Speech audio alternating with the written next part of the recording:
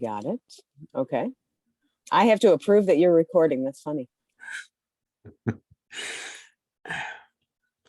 We are recording our final episode of Own Your Unforgettable Story. How do you feel about that, Yael? Much better than I thought I would. Okay. So, how about you? I'll go more into that, but I'm curious what Similar. I mean, it is definitely bittersweet feelings. Yeah. Anyway, this has been a really good project and you've helped me move along in lots of different ways.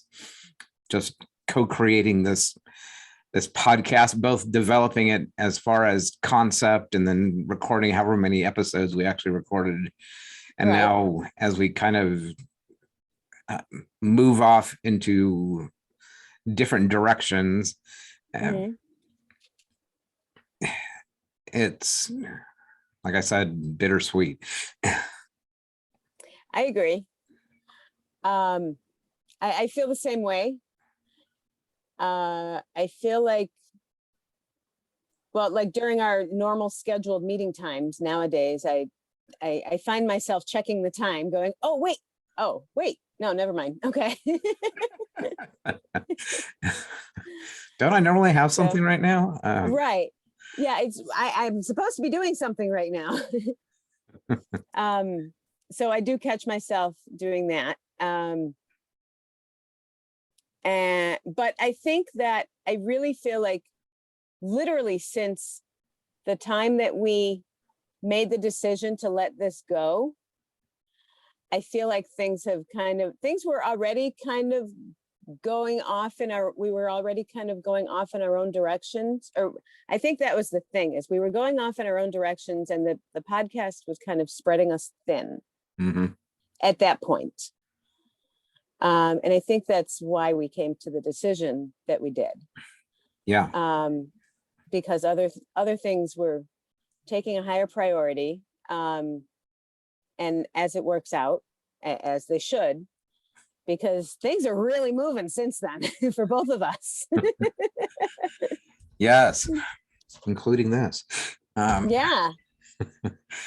Which I probably ought to say something about. So one of the things that reasons that my life, at least my business, is taking off in a different direction is one, the Sing Your Heart Song Summit that I've been hosting. We've done two, one in July, one in November, and are about to do the third one in February. And as from the November Sing Your Heart Song Summit, one of the things we did was we created an anthology of heart notes, which are inspiring letters to matters of the heart. And both of us have heart notes within this book. And both of us wrote letters to money. Oh, yeah. I thought it was funny that project, we were both kind of working on it on the sidelines. And I think it's funny that right when you and I put the podcast to bed, this project comes to fruition, and guess what? We're done with the podcast, but you and I are still in something together. Yes. We're still working on something together. Yeah. So that was kind of nice. Yes. So yeah. I think that I felt like that was the universe was saying that no, he's still going to be around. He's not going anywhere. Just you're done with that. And one of the really cool things, I knew I was excited just to be uploading the document to Amazon to publish and turn into a book. But when I picked this book, when I got the delivery from Amazon yesterday evening and opened the package and saw the book that, that had been until this point just on the computer. Right. Or in our heads, there's just nothing like the feeling of holding a book that I have been a part of creating with, whether it be my own book or be a collaboration of. So anyway, just a coinkydink. Yeah. So things continue to evolve, and it is really interesting how owning your unforgettable story has contributed to that. Yeah. Well, since I feel like we're both coming into the we that we were meant to be. Nice. So meaning I feel like my business is really, since then I have an assistant now. And I've started like really pulling things together as far as within my business. My book is I'm just like pounding the pages out lately. Wow. Yeah. And I've, made some new contacts and stuff like that. And my husband and I are planning our next travels. Really? Um, So Palm so- Springs isn't your permanent location? Oh, no. Yeah, no, we're not paying to live in California. California is beautiful, but no, the politics, not interested in living here. Between the politics and cost of living, we're not paying to live here. Mm. So we're here because we pay $100 for, other than that. And my husband says he gets paid to be on vacation is the way he feels about it. So that's what we're doing here right now, is he's giving me time to work on my stuff while he gets paid to be on vacation. Nice. Well, that's not a bad deal. Yeah. So that's what's going on pretty much in my life since then. And it has been, I don't know when the last time we actually recorded an episode, but it seems like it's been a couple of months. Probably, I'm pretty sure it was before either Thanksgiving or. I think it was around Thanksgiving. I think we finally got to one. We finally did one around like right after Thanksgiving, I think. Okay. I think I remember talking about Thanksgiving. Well, I think that was actually a year ago that we talked about Thanksgiving. Oh. That's kind of cool to say that, I think. I don't know about you, but. So anyway, this has been a good experiment. Yeah. I'm wondering what takeaways you were taking away from our co-creation. Well, I feel like it ended up serving a very different purpose than what we originally thought it would. I think it evolved into something different but better, and it worked out great for everybody. So tell me how that looks for you. Like, what are the specifics? Sure. I think that, well, when we were first developing it, we kind of had big plans as far as to grow the audience and to, create the community and stuff like that. And we never really talked about like, years from now, as we'll be talking on the podcast years from now. And we never really talked about that, but we just talked about, this, creating this big community and stuff like that. And I felt like, and I wasn't really, I don't think that I did want it to grow, but that wasn't my focus. My focus on it wasn't necessarily to watch the numbers grow and see how many people we can get on here and stuff like that. I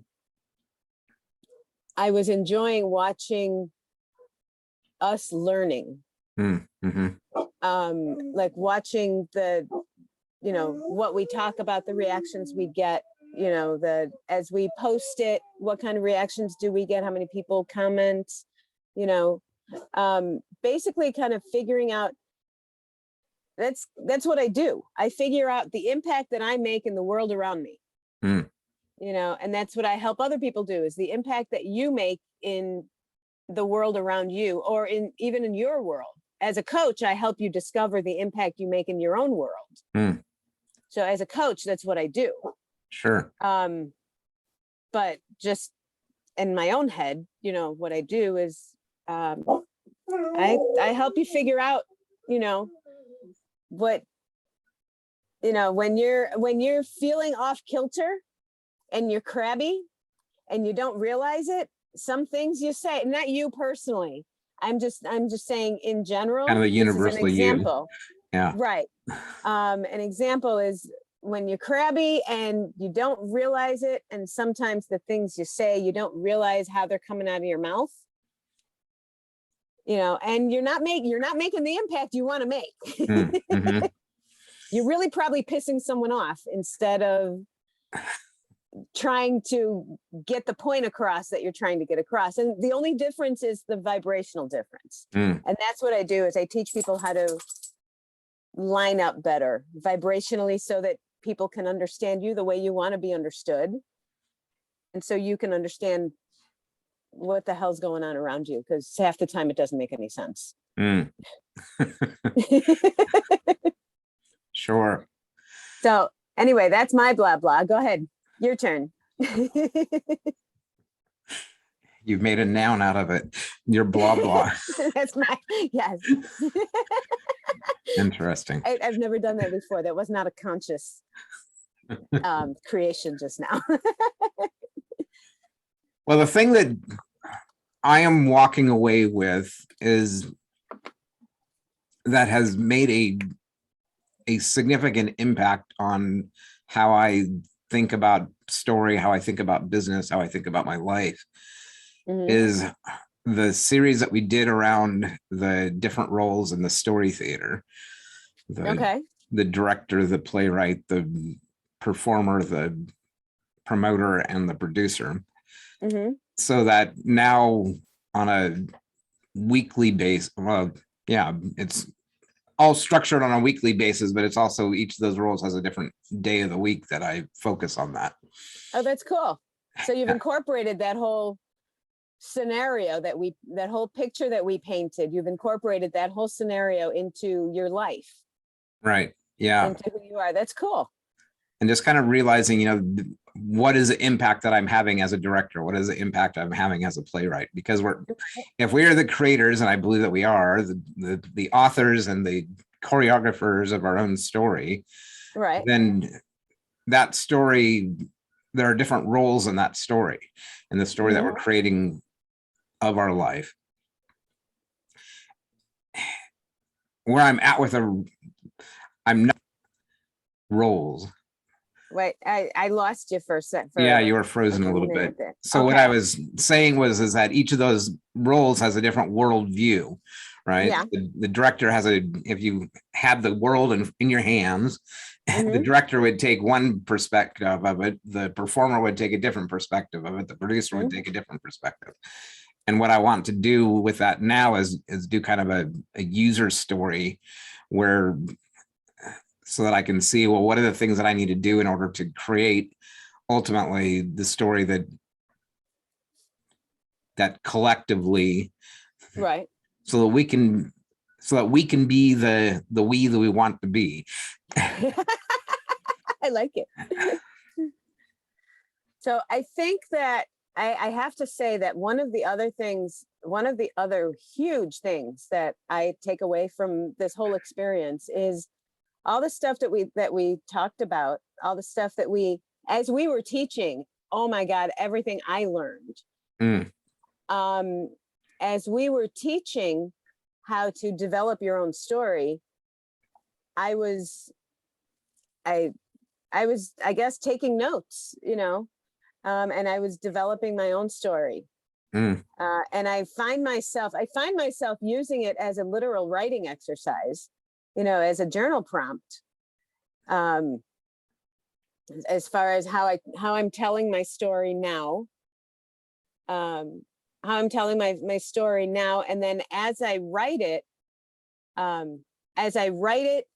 watch it evolve on paper as I can feel my energy shift. And then as I've told you, I've explained my writing to you. And then by the time I'm done, I know what the clarity is amazing. It's intense because I've just I feel like I've taken on, I told you the other day, I've decided I identify as a writer at this point. And people ask, what do you do? Who are you? That kind of stuff.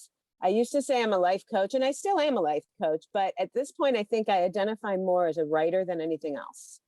Wow.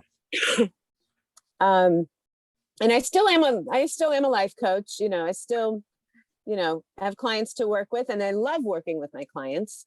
And with every client that I work with, I learn as much from my clients as I feel like from every experience I take so much from. Like, as much as I took from this project, from doing our podcast, when I'm working with someone, as a client in that capacity,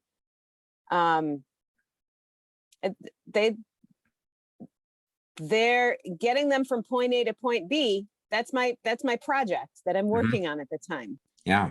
So I walk away from those projects, in the same way that we're doing this, is what did I learn? What did I gain? How did I contribute to it? That kind of stuff. Sure. So anyway, all that kind of stuff came to be because of all the topics that we covered, and just the habits that we created. And I think it made a huge difference in a mindset shift for both you and me. And I think it's made obviously made a huge impact on both of our businesses too. Definitely. Yeah. It's one of the thoughts that I had early on in doing the work that I now do was, do you remember are you familiar with the children's book, Harold and the Purple Crayon? Yes, I love Harold. I think I may actually have that. Oh, really? I saved a couple of the kids' books. I have Love You Forever, and I think I may have kept that one because that was from my childhood. That wasn't from my kids' childhood. That was from my childhood. Yeah. But I love the way that Harold, uses his purple crayon to get into and out of all kinds of predicaments. Oh, I had to tell you that the purple crayon book that I had or have, I'm not sure, is in Hebrew, by the way. Oh, really? Oh, wow. Yeah. Huh. Yeah. That's cool. So I just wanted to throw that in there. I thought you'd find that. That is interesting. Yeah. So yes, I like that he's like we talked about, you write your own story and stuff like that. He's drawing his own story. Like I said, I live in a Bob Ross painting these days. You painted your own story there. This little dog here makes a tree, and this is a mountain. And yeah, my husband and I go for walks sometimes, and we'll just be, appreciating the view and looking off at the mountains. And I picture just, Bob Ross with the little, painting the clouds and the trees in the distance and the mountains over there. And wow, that's pretty interesting. Yeah, my brain thinks weird. So well, I think that's one of the reasons that we did this project together, is because our weird thinking is oftentimes very much in alignment. Yeah.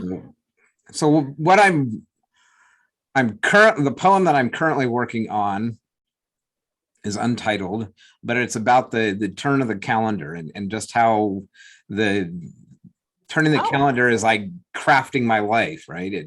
Yeah. The next poem that I have in mind and writing is just writing about how our words create our life. That the language that we use and the stories that we tell and so forth. That was the chapter I just wrote in the book that I'm in the process of writing, Living with Intention. The working title. I'm not sure if that'll be it, but sure. And that was the chapter. I just finished that chapter like yesterday. Wow. Huh. About the language that we use, how we're speaking things into reality. Yeah. Be aware of. I speak very intentionally. I'm very aware of the words that I use. I try to not be as aware as I am of my M's and O's. Mm-hmm. I've gotten better at pausing instead of umming. Yes. I've gotten better about that. I still do it sometimes, but I have gotten better. Oh, see, and there I go. You know, I'm active in Toastmasters, and Yes. You've been doing a lot in that lately too. Yeah, and it continues to evolve.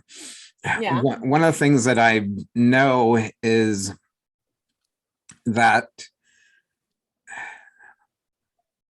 I'm not, I don't use as many ums and uhs and ers and so forth that I once used. I still do, but not to the same degree or frequency. Yeah. But what I do is You said doo-doo. what I do Sorry, I couldn't resist it. is Okay. I use a lot of ands. So, and so's. I've been catching myself with the so's lately. So it becomes a run-on sentence. It just keeps on going for pages rather than stopping. But as we get clear about the story that we're telling, as we get clear about the language that we're using, we can be more intentional about how that is delivered. Yeah. Yeah. So that's literally what I was writing about in my book. Is I was writing. I did say that I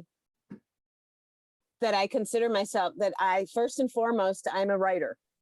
And I was writing what that means to me and why, that kind of stuff. I was writing I was basically defining myself as I see myself. Because as I'm explaining what living with intention is, I teach by example. My job is literally to enjoy my life. That is literally my job. Nice. My job is to have fun and enjoy my life. Excellent. And I study people. I study how life and people interact with one another, with other people and with life. I guess I study the impact, whatever. I study my own, and I watch other people, and I make sure that my theories are not just theories, but this is actually, I'm looking for patterns and stuff like that. And then I teach people what I learn. That's my job. That's my life. I love my life. That is so good to hear. It is wonderful to get to that spot where you actually love your life rather than just kind of muddling along or worry. Yeah. Well, that's what I talk about in the book, is the difference between my life now versus my life before I knew who I was. And some mistakes I see people make, where I know what they're trying to do, but I know why they're not succeeding. And how they could succeed in whatever they're trying to do. Yeah, oftentimes we get stumble over our feet. We have an idea of where we want to go, but our two left feet sometimes trip over one another.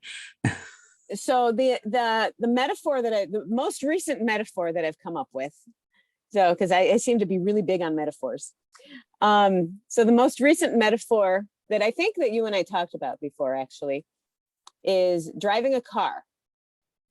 Life is a highway, put it that way. Yes. Okay. I never thought about that until just now saying that. So in the beginning, as a kid, your parents are driving. your Mm. parents or whoever, there are other people driving the car. Sure. You're just kind of along for the ride. You do whatever you're told. You try to make them happy.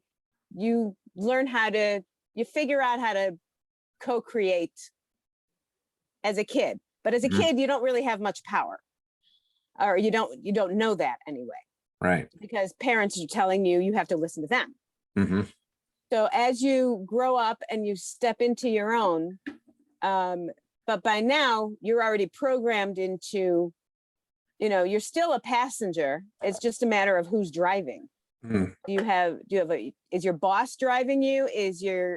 Who's stressing you out? Who's in charge of your life?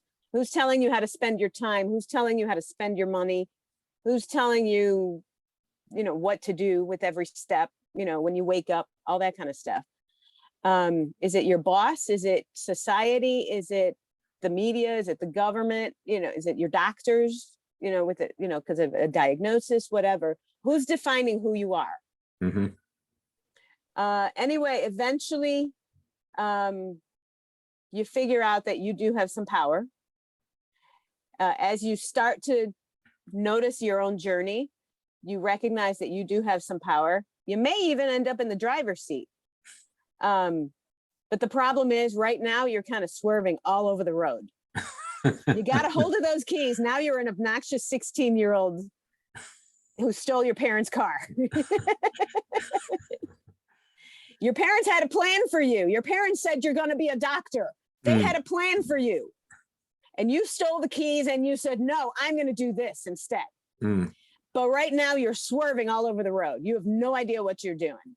Right now, your parents, you're still stressing out about you're not becoming everything your parents said you were going to be, all that kind of stuff. Anyway, so my job is to teach you how to gain control of that car. You're in charge of your life. You're driving the car. If you knew how to drive, if you knew how to play the game, it's so much more fun. And oh my God, driving through California, through the mountains, as I'm doing this on the roads is so cool. It's the metaphor just came to me. Yeah, it's a little bit different driving through the mountains out here, right? Well, out there. We're now on opposite sides of the country. Yeah, but, literally. But it is interesting. Yeah. So I'm curious, as we kind of wrap things up, where is your road taking you now? What are the next steps?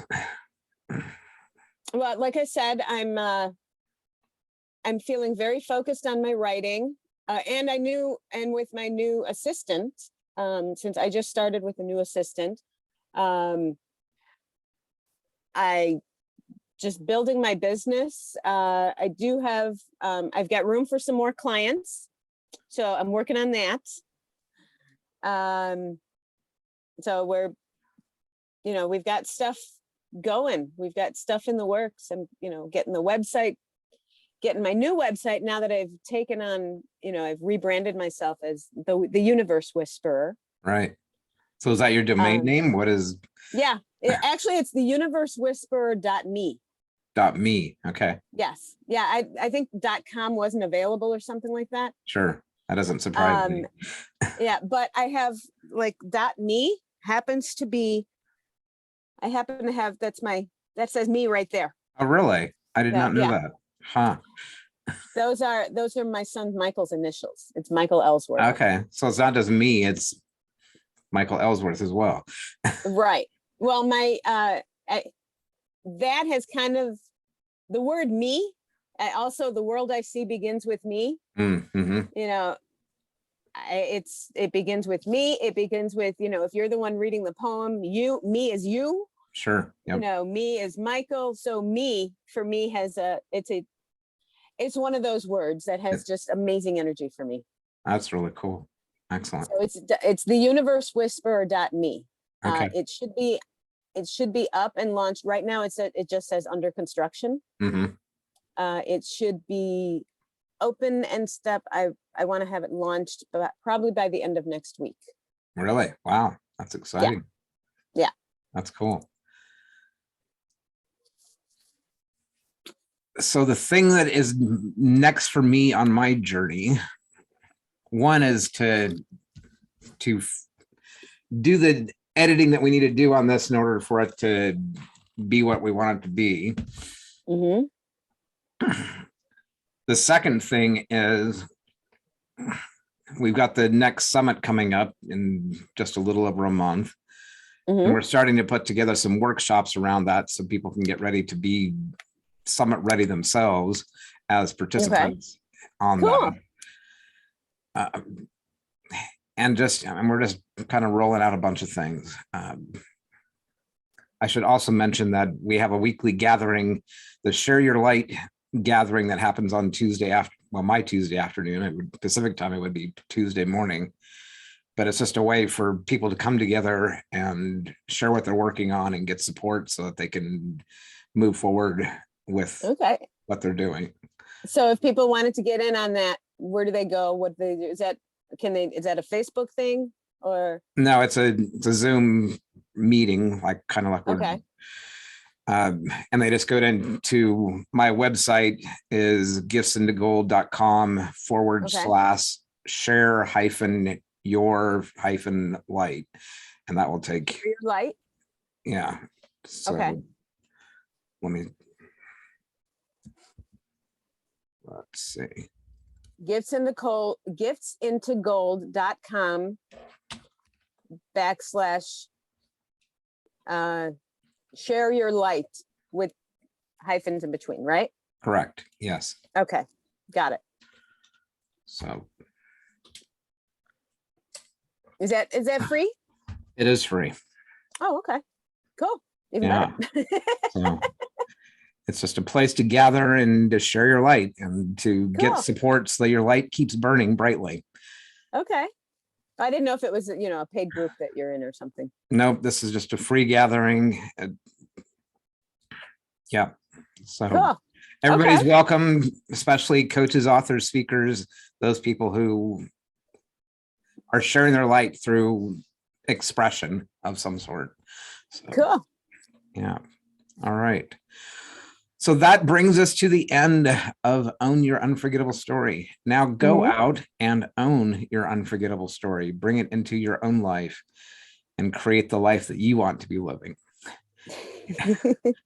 And to kind of segue off of Yael's analogy with a driver, take the steering wheel into your hands and drive off to the destination you want to arrive at.